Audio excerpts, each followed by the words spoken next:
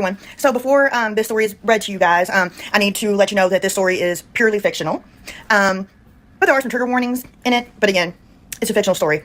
But everybody, give Lori a round of applause. Story time, Lori. Thank you for joining us, Lori. All right, folks.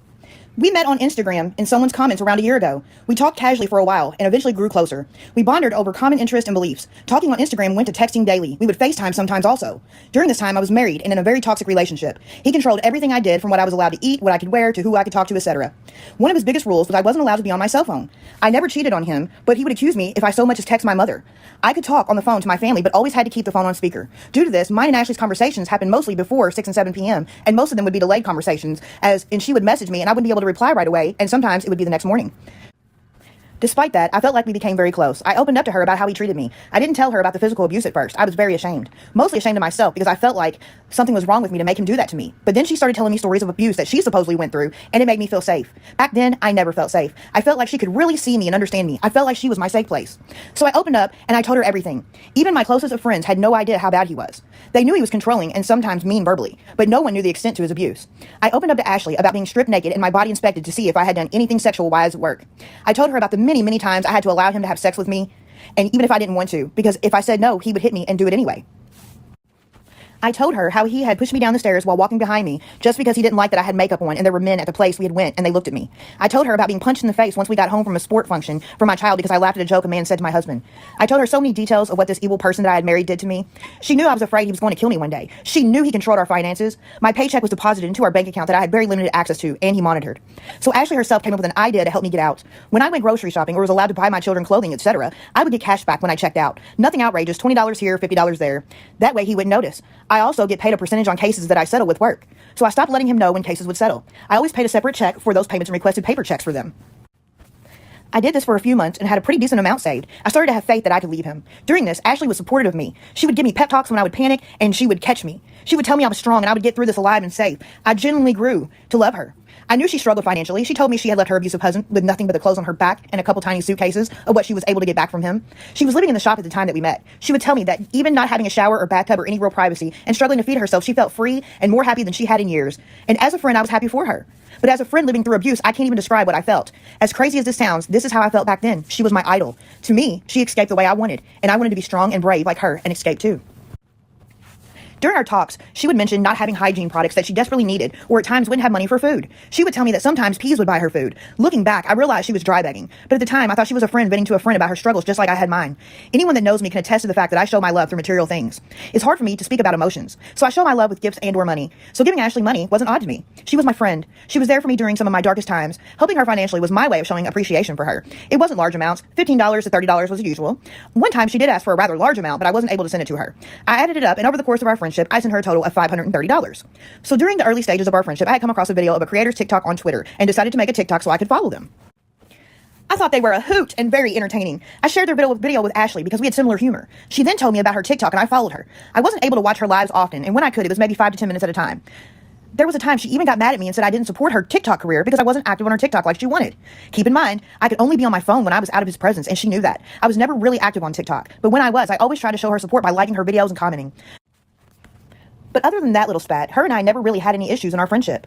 She would tell me about issues she had with people on TikTok. I won't say names, but she did mention a few that at the time I didn't know who they were, and told me some ex-friends were harassing her. She told me that she had been struggling with an addiction problem, and these friends exposed her for it on TikTok. She had accidentally shared an entry in her bullet journal of her talking about struggling with addiction and said that started the drama with these friends. Now I know the truth, but I'm just trying to explain what happened back then.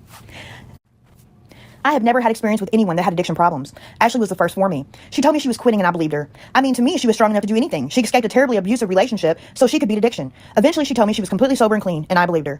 Then in late 2020, my husband had to go on a business trip for a week. Ash had already moved into the shelter/hotel by this time. These happened very rarely and were the only time I had any freedom, but even then I had to be careful. I couldn't leave the house and go do things with my friends because if he found out, I would pay for it when he got home. So while he was gone, I mostly played on my phone. I watched a few creators I enjoyed on TikTok but never got to see live. While watching one of their lives, I noticed Ash was live on TikTok. I wanted to support my friend, so I went into her live. What I saw was not my friend. She was slurring her words, she was nodding out, she was obviously high. I didn't comment on her live. I just left it. Very upset and worried, but I left. I've never been one to react in the heat of the moment. So the next day I called her. She spoke and acted normal, but then I mentioned being in her live and what I saw. As soon as the words relapse and rehab left my mouth, Ash went insane on me. She screamed so loud I couldn't make out most of what she said to me and ended up hanging up on me. I didn't, and still don't, react to people being upset well. I run away. So I left her alone and didn't call or text her back that day or the next. But the second day after that phone call, I tried to call her again and my number was blocked. I went to Instagram and TikTok and was blocked on both. I was hurt, but I told myself she needed time to cool off and would come to me to talk once she was ready. That day didn't come, and my husband came home a couple days later. 3 days after he came back home, I came home from work and he was home. He was never home before me, so when I pulled into the garage, I knew something bad was going to happen. I walked into the house knowing I was walking into a fight, but I knew I couldn't escape it. What I didn't know was that Ash had messaged him on Instagram and told him where not only the hidden money was, but where I had hidden suitcases of clothes in a storage unit we had for my escape plan. She also lied and told him I was leaving him for another man. But during the fight with him, I didn't know it was her. I thought he just found it out accidentally and assumed I was leaving him for another man because he always accused me of cheating. I thought I would die that day, and had my child not came home earlier than normal, I most likely would have. She saved my life. He went to jail that day, and his phone was left at the house. I decided to look through it, thinking I was fine he had been cheating on me, or find something more to use against him, because I decided that even if it killed me, I was leaving him, because it was going to kill me if I stayed. I went through his emails, messages, pictures, notepad, and found nothing. But when I went through his Instagram, I found messages from Ashley's account to him. At 2 o'clock the day he attacked me, she messages him on Instagram and told him I was cheating with a coworker and was planning to leave him and take his money. She told him about the very plan she helped me make. I screenshotted everything and sent it to my phone. I still have every single screenshot in my iCloud. To this day, those words I read from Ash hurt me more than his hands ever did. I didn't trust him, but I did her. I never tried to contact her after that happened, because what could I say? What would I expect her to say to make it better? I was not in a good place mentally to even think about talking to her. Just a few days after that happened, my company was contacted on Facebook via their business page. They were told some insane things about me, but the page was not in Ashley's name. They sent me screenshots of the messages and blocked the person. I know it was Ashley because of the things that were said. That same day, a couple family members were contacted on Instagram. They were told I was on drugs, etc. During my marriage, I kept our troubles secret, but after that night, my family knew what had been happening to me. So when they received these messages, they were so afraid it was him and he was planning to try to hurt me again, they drove from hours away to protect me. I had to, for their peace of mind, explain about Ash. I felt like a complete idiot. I had to start therapy because of all that put me in a very bad place mentally. Even though I was free of him, it came with a price. I still today do not feel free. Every knock at my door terrifies me. Every unknown caller, even though I went as far as getting a phone in someone else's name that lives in a different state than I do, I think is him. Every friend request on SM, I would think was Ash coming back to torment me some more. Because you see, she never did reach out to me. I'm still blocked to this day. Until I told my story on TikTok, she had no idea what her actions caused me to go through, although she knew exactly what he would do. Believe it or not, when I made Msashycat's knots, I made it still having love in my heart for Ash. I thought drugs had turned my beloved friend into this nasty person, and if I could just make her see what had become of her, she would change and be that person again. But the more I watched her, the more I learned about her. I came to realize drugs didn't make her anything. She is always and will always be a cruel person with a black heart and an empty soul. So now my goal is to completely deplatform her on all social media. I refuse to sit back and allow her to cause harm and pain to others. Until the day she logs off for good, Msashycat's nods will be here. I will say that 2 very good things came out of this. I finally escaped my living hell, and I met some truly amazing people. Any questions, feel free to ask. Thank you, Lori, for sharing that complete work of fiction. But I have a question. Because you haven't answered mine yet. How long did it take you to make up that disgusting ass story? To have a little addict in Baltimore that you didn't ever know, never spoke to, attack like that? That made me want to fucking vomit reading it. Now, you can sit all day, bitch, and speak on my family, my teeth, whatever you want to, okay?